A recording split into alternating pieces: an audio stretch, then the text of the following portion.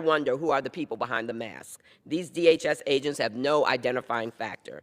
From all their botched raids and officer-involved shootings, I have to ask, what is their training like? What is the vetting? Is Secretary Noem recruiting January 6th insurrectionists?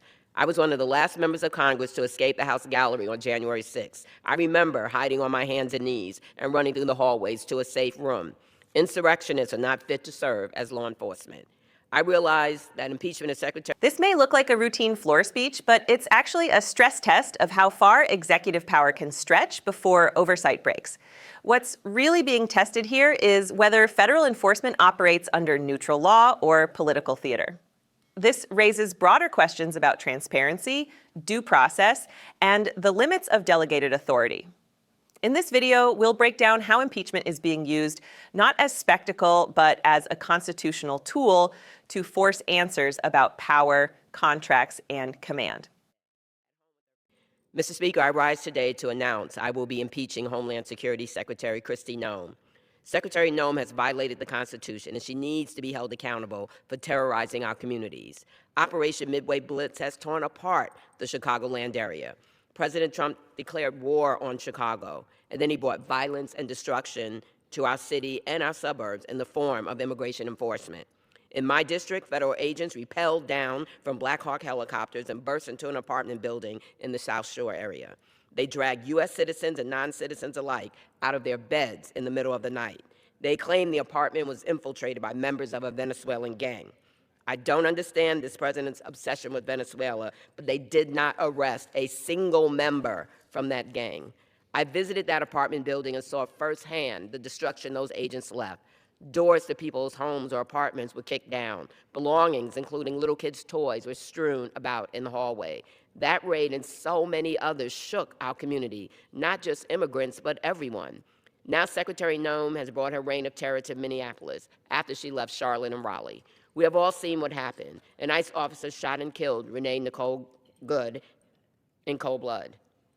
Without knowing any of the facts or an investigation, Secretary Noem lied about what happened. She called her beloved 37-year-old mom a domestic terrorist. Secretary Noem and her rogue agents are the ones terrorizing our communities, and she is breaking the law to do so. I will hold her accountable, and I'm filing 3 articles of impeachment against Secretary Noem. Number 1, obstruction of Congress. Secretary Noem has denied me and other members of Congress oversight of ICE detention facilities. It is our constitutional duty to find out what's happening in these centers where people are reportedly being treated like less than animals. 2, violation of public trust. Secretary Noem directed ICE agents to arrest people without warrants, use tear gas against citizens, and ignore due process. She claims she's taken murderers and rapists off our streets, but none of the 614 people arrested during Operation Midway Blitz has been charged or convicted of murder or rape. 3, self-dealing. Secretary Noem has abused her power for personal benefit. She steered a federal contract to a new firm run by a friend, her friend. Her propaganda campaign to recruit ICE agents cost taxpayers $200 million. She made a video that turned the South Shore raid into something that looked more like a movie trailer. But make no mistake, this is not a movie. This is real life, and real people are being hurt and killed. I really have to wonder who are the people behind the mask. These DHS agents have no identifying factor. From all their botched raids and officer-involved shootings, I have to ask, what is their training like? What is the vetting? Is Secretary Noem recruiting January 6th insurrectionists? I was one of the last members of Congress to escape the House gallery on January 6th. I remember hiding on my hands and knees and running through the hallways to a safe room. Insurrectionists are not fit to serve as law enforcement. I realize that impeachment of Secretary Noem does not bring Renee back.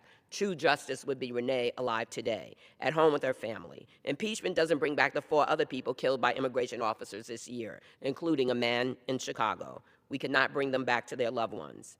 What we can do, though, is impeach Secretary Noem, hold her accountable, let her know the public is watching. In this country, we do not kill people in cold blood without consequences. These are not policy disagreements. These are violations of her oath of office, and she must answer for her impeachable actions. I yield back. The chair now recognizes the gentleman. What we just witnessed on the House floor was not a routine speech, and it was not a symbolic protest. It was a sitting member of Congress standing at the microphone invoking the weight of the Constitution and formally moving to impeach the Secretary of Homeland Security, Kristi Noem, over what she described as a sweeping campaign of force, secrecy, and unchecked authority. In that moment, when Representative Robin Kelly said the words, "I rise today to announce I will be impeaching," the room shifted. The chamber was no longer just a place of debate. It became a courtroom of history. Kelly did not speak in abstractions. She spoke in images. Federal teams descending from helicopters, doors forced open in the early hours, homes left in disarray, neighborhoods left shaken. She described how an operation known as Midway Blitz moved through the Chicago area, leaving behind not just arrests, but fear, confusion, and a sense that something fundamental had been broken between government and the people it serves. And then she made the accusation that cut to the core of the American experiment, that the very agency charged with protecting the homeland was now, in her words, terrorizing our communities. This was not simply about immigration policy. It was about power, who holds it, how it is used, and what happens when it operates without transparency or restraint. Kelly's speech drew a direct line from the tactical actions on the ground to the decisions at the top. She accused Secretary Noem of directing operations that bypassed warrants, ignored due process, and treated oversight as an obstacle instead of a duty. In a republic built on checks and balances, that allegation is explosive. Congress is not a spectator in the enforcement of federal law. It is a co-equal branch, charged with oversight precisely so that no executive official, no matter how powerful, can operate in the dark. Yet Kelly told the chamber that when members of Congress asked to see inside ICE detention facilities, they were turned away. That is not a procedural dispute. That is a constitutional flashpoint. When lawmakers cannot verify what is being done in the name of the people, the public is left with nothing but press releases and carefully edited footage. And Kelly made clear she does not trust either. One of the most striking parts of her speech was when she described how a raid in her district was later turned into a slick promotional video, something she said looked more like a movie trailer than a record of a government action. That contrast between cinematic presentation and the lived reality of residents is where modern politics often hides its most dangerous distortions. When power is wrapped in spectacle, it becomes harder to question, harder to hold accountable, and easier to sell to the public as something heroic, even when the human cost is real. Kelly's articles of impeachment rest on 3 pillars. First, obstruction of Congress. Second, violation of public trust. Third, self-dealing. Together, they form a portrait of an official she believes has not only exceeded her authority, but used it for personal and political gain. The self-dealing charge is particularly telling. Kelly accused Secretary Noem of steering a major federal contract to a firm run by a personal friend, and of spending hundreds of millions of taxpayer dollars on a promotional campaign to recruit agents and shape public perception. In Washington, money and influence are never far apart. When the same official who controls enforcement budgets also controls who benefits from them, the potential for corruption becomes more than theoretical. But the emotional heart of Kelly's speech came when she spoke about a woman named Renee, a 37-year-old mother who, she said, lost her life during an ICE operation. Kelly accused Secretary Noem of misrepresenting what happened and of publicly labeling Renee in a way that, in her view, was both false and deeply damaging. Whether one agrees with Kelly's characterization or not, the moment underscored a truth that often gets lost in policy debates.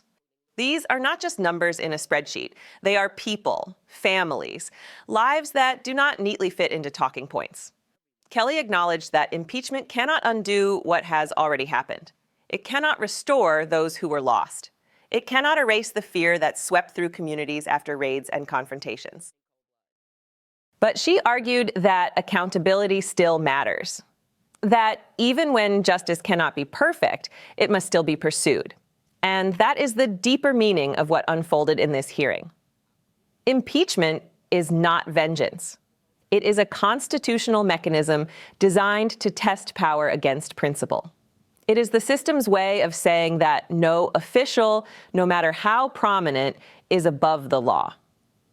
The broader political context makes this moment even more significant. Immigration enforcement has become one of the most polarizing issues in American life. It is wrapped in rhetoric about security, identity, and national destiny. But Kelly's speech cut through that noise and returned to a simpler question. Are the rules being followed? Are constitutional protections being respected? And is the public being told the truth? When she asked, who are the people behind the mask? She was not just talking about agents in the field. She was asking who is accountable when government power is exercised in ways that leave citizens and residents alike afraid in their own homes. In a democracy, anonymity and authority are a dangerous combination. Transparency is not optional. It is the oxygen of trust. This is why moments like this matter. They force the nation to look at itself, to examine not just what policies are being pursued, but how they are being carried out and at what cost. They remind us that the Constitution is not a slogan. It is a set of promises to due process, to oversight, to the idea that government exists to serve the people, not to intimidate them. Whether Secretary Noem will ultimately be impeached is a question for Congress. Whether she will be removed is a question for the Senate. But the larger question, the one that echoes beyond this chamber, is whether Americans will demand a system where power is constrained by law, and where even the most powerful officials must answer for their actions. In the end, this was not just a speech. It was a warning that when fear replaces accountability, when spectacle replaces truth, and when oversight is treated as an inconvenience, the foundations of self-government begin to crack. History will remember this moment not for the sound bites, but for what it revealed about a country struggling to reconcile security with liberty and authority with justice. The fight over Kristi Noem is not just about one official. It is about whether the American system still has the courage to police itself. And that is why this matters to you. If you believe in transparency, if you believe in the Constitution, if you believe that no one is above the law, then stay informed, stay engaged, and help us keep the spotlight on those who wield power in your name. Subscribe to Liberty Report USA. Support our work to expose the truth.